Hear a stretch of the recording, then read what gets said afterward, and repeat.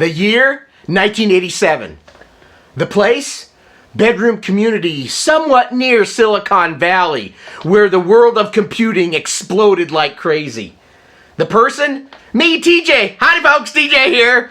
I'm going to take you on a little story time and a little enjoyment of some brochures on why did I choose the Atari Mega 2 as my next computer. See, I had been limping by, well, not limping by, but enjoying for 7 years from 1980 to 87 my Atari, you can't see it over here, but Atari 800.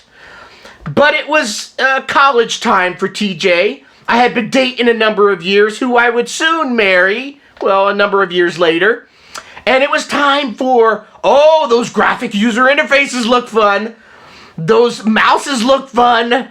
The programs and games and the business side of applications looked fun. The Atari ST was calling out to TJ, and it was time to do a little upgrade. So we're gonna take you on a little story because I've got a couple of brochures here. One on the Atari ST computer line, and another that shows the Atari Mega line.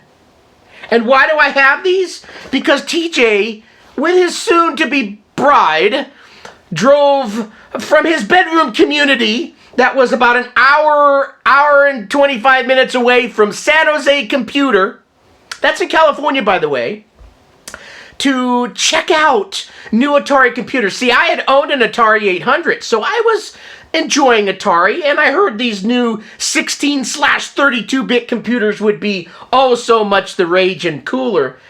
But to tell you the truth, by then, the Apples had a large presence in terms of their Mac computers, but they were far out of my price range, but it was still an option. Then there was the Amigas, but I kind of had already been an Atarian, so why would I go Amiga? And they were also a little too expensive for TJ.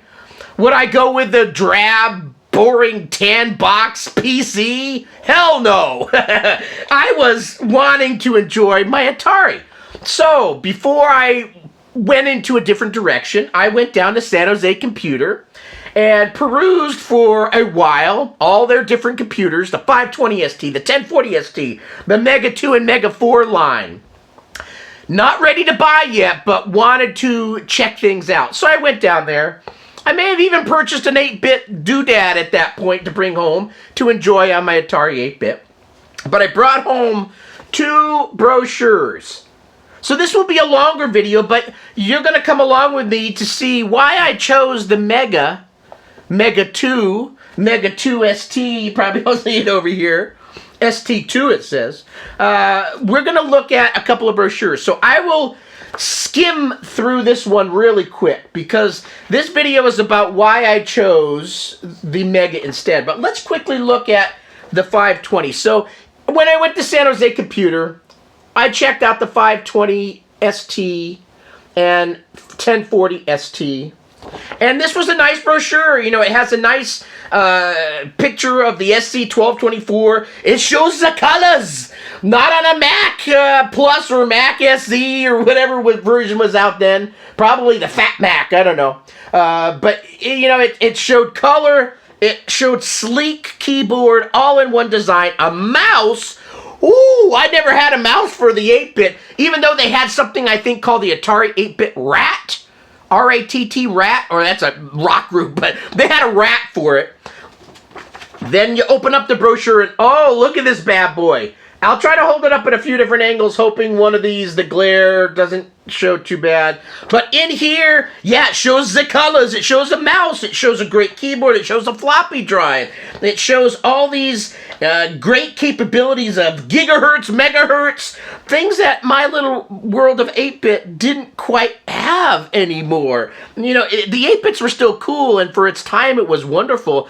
But they really, Atari dragged that 8-bit on forever and ever and ever. And a new model, like a Volkswagen Bug. It looked a little different, slightly, but it was really the same guts inside with a few minor tweaks and a couple extra horsepower. So the ST was calling my name. So, yeah, the brochure, and on the back of this brochure, it kind of shows you a quick hit list. And they compared the 520 STFM the Apple Mac 512E, and the IBM PCAT. Boo! Back then it was an 802086. Oh, that was awesome. Then it showed a 1040 ST, comparing it to the Apple Mac Plus.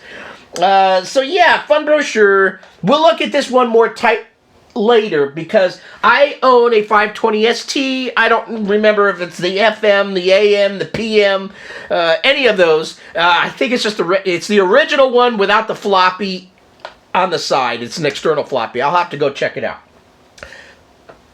This brochure is the one that really tickled my fancy. You'll see it looks more businessy, and kind of if you've watched my last number of Mega 2 videos, you know, TJ was all like, oh, I want to have a businessy looking computer, something for college, something to grow and have fun with. And look at this thing. It looks really awesome. It's got the colors. It's got a multi-layer pizza box thing here, and an external keyboard and a mouse. Oh, that looks cool. It's 1987, folks. And so I open up this fun brochure, and it is really a big one. Woo! I'm going to have to hold it really far back here, but you'll see a big multi-page spread. I don't know how much of that you're seeing, but in it says everything. There's a certain attitude among most personal computer manufacturers that says that since personal computers are such powerful business tools, they should be expensive. I agree with that. And their computers are. But not Atari, power without the price. That's what kept me as a customer. But at Atari, we have a different attitude. We believe you should be able to buy a computer that gives you more without having to pay more. Yeah. Our Mega 2 and Mega 4 computers are perfect examples of what we mean. And then it has a little comparison. I'll try to hold it close enough to where you can kind of see it. A few different angles. And what's it comparing it to? A Mac SE. Cool. The Atari is 68,000 or 68,000. 68,000. And the Mac SE is the same. 68,000. Clock speed 8 megahertz for the Mega, but only 7.83 for that Mac SE that costs $1 bazillion. Graphics accelerator chip, yes. On the Mac SE, no. No, you can't have that. Main memory, 2 or 4 megabyte. The Mac SE, 1 little megabyte. For more money. Okay. Mono monitor size, 12-inch. The Mac SE is 9-inch. Again, 9-inch. 9-inch is actually not that bad. Okay, let's stop there. Okay, max resolution, 640 by 400. On the Mac SE, 512 by 342. Everything is just a little smaller. Okay. My allergy's about to kick in. I'm going to sneeze. RGB monitor size, 12-inch. Not available on the Mac SE. There's a lot of NAs going forward for the Mac SE. Color palette. Well, yeah, there's 512 for the Atari, I was going to say Apple, but not available on the Mac SE. Max Colors, 16 on the Mac SE, not available. Centronics parallel port, yes. Mac, no. RS-232 serial port, Apple, I keep saying Apple. They both start with A. Apple, Amiga, Atari, all A's. They wanted to be at the beginning of the alphabet there. Let's cruise through these. Mouse port, joystick port, hard disk port, built-in MIDI port, keyboard included. Yes, on the Atari. On the Mac SE, all no's other than 2. The mouse port, well, yeah, it's got a mouse, so it's got that one, and a hard disk port. All the other ones are no. No, you can't have that. It's a closed-off box. So, cool. Now, on the Atari, then you have this wonderful picture at the bottom here. And what's that show? That shows a laser printer next to a Mega 2 computer, or Mega 4, whichever. I can't see in the picture. The Mega and the Atari SLM 804 laser printer gives you excellent and affordable desktop publishing. Another big reason I wanted to move on from 8-bit to 16/32-bit is desktop publishing. Who didn't want to create newsletters at home, Christmas cards, all those type of things, and on a mouse-driven system, it was cool. I'm not going to read this whole brochure, but I'm going to give you skimps of it. Let's move on. They're two of the most powerful, feature-rich personal computers on the market, and just because you pay much less for them, don't expect less from them. On the contrary, expect more, it says. You won't be disappointed. Not all mice are created equal, it says in big bold. To really appreciate the extraordinary value of the Mega systems, we like to offer a well-known point of comparison, the Macintosh SE. So they're going after Apple here. Now, the Mac is everything you might expect a personal computer to be, so they give a little kudos. Powerful, fast, sophisticated, and, of course, expensive. Oh, a little dig, a little dig, a little dig. That's why I liked Atari. I liked Underdog. I liked being the underdog. I liked the cartoon. On the other hand, our Mega is even more powerful with 2 or 4 megabytes of RAM. That's so cool. The Mega is faster, thanks to an architecture that exploits more of the available speed of the Motorola 68,000 32-bit, it says, microprocessor. And more sophisticated. Now, here it gets to be quite list. The Mega has direct memory access, a graphics accelerator chip for smoother, faster scrolling and graphics, a slant selectable keyboard, and I dig the Atari slants, Atari. That was cool. I like the keyboard. A completely hardware resident operating system. You know how fast my Mega booted just the other day? Like that. Boom. Even somebody in my group said, they had never seen an Atari before booting up, and they said, wow, that was fast. Yeah, it is screaming fast. It's built in. You turn it on and voila, you're there. You don't have to wait for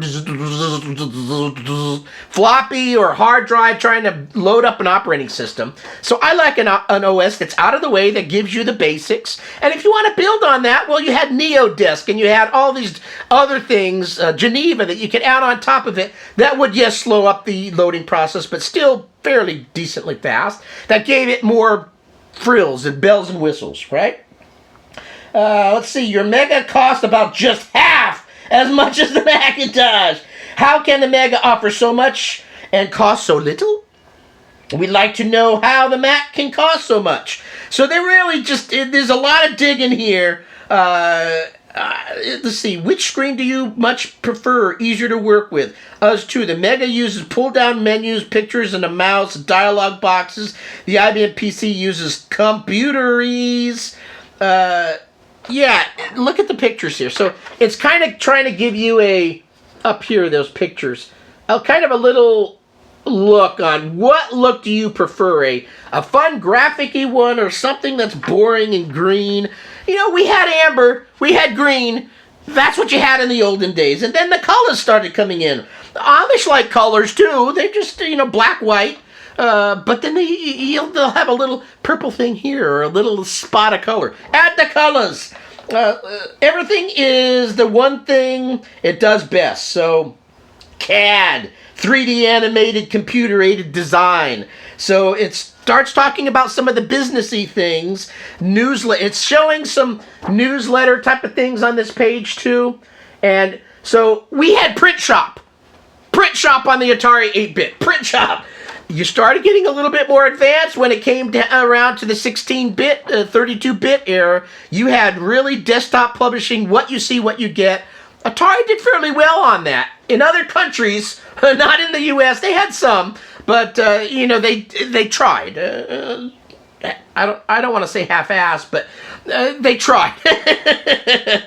Obviously, they went out of business, so eventually Apple, I think, kind of won to a degree the graphic world for a while. They kind of bounced back. Apple was it, and then IBM came into the picture and stole a lot of business stuff, and then Apple kind of stuck around and then was really popular in the graphics world and desktop publishing in the United States still. And then the video stuff started popping into the picture, and that's where they started taking away from Atari and Amiga, and they just couldn't keep up in the mid-1900s.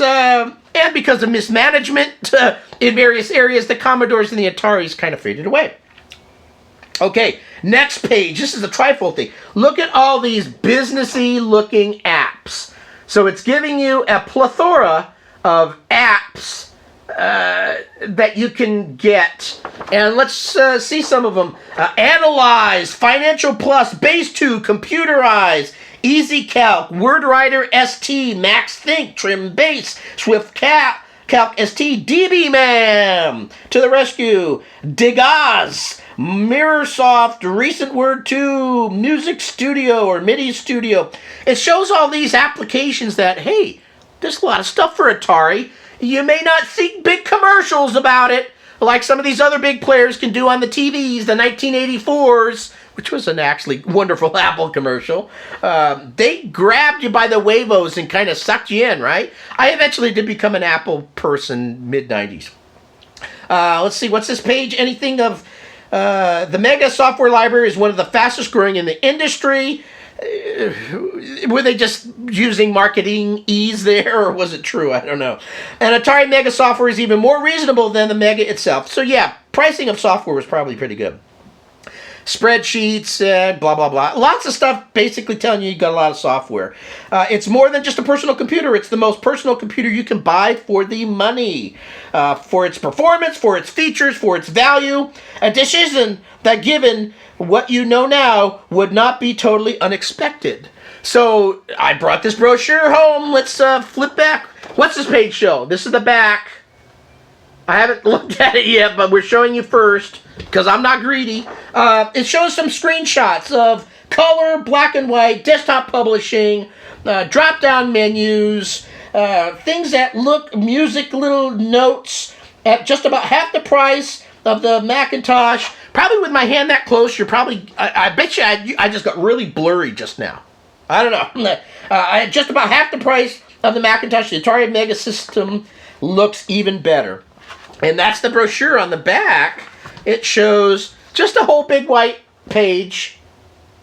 And it says basically Atari, powered without the price. Australia, Canada, France, Holland, Italy, Japan, Spain, Sweden, Switzerland, Taiwan, UK, USA, and West Germany.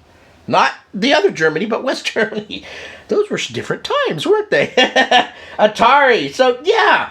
So I brought this brochure home and said, I love everything about the looks of it, the business look of it. I was in college, I was dating. It was time for me to move on from 8-bit. I did. I purchased the Mega 2 ST, as I mentioned, and the rest is history. I love it. I'm glad I own pretty much my original system today, and then some. Lots of additions I didn't own in the day that I now have. Going to make more videos about it. We will make a video about the 520 later. I wanted to kind of go a little backwards on this, going directly to the Mega, because I just love the heck out of it. And then we'll start covering the 520, the 1040, at least the ones that I own, and a Mega STE I do own. I owned a TT, but dumbass TJ sold it. I wish I kept it, but I didn't. But I do own an Atari Falcon over there. We will make videos about that too. But as we progress on in time, because we're going to backtrack after this Mega, we're going to go to 520 eventually. But for now, we're going to do lots of videos on the Mega, adding a hard drive, running some Spectre GCR, Mac software, things of that nature. And then we'll eventually move backwards to 520, 1040, up to Mega STE and the Falcon. And we're going to have a lot of videos, a lot of busyness here at the TJ Studios. Yeah, the studio is my home office. I'll never have a studio. It's just going to be me in my office doing my thing. So thanks for watching the video. Have a wonderful weekend. Take it easy and be safe. Bye.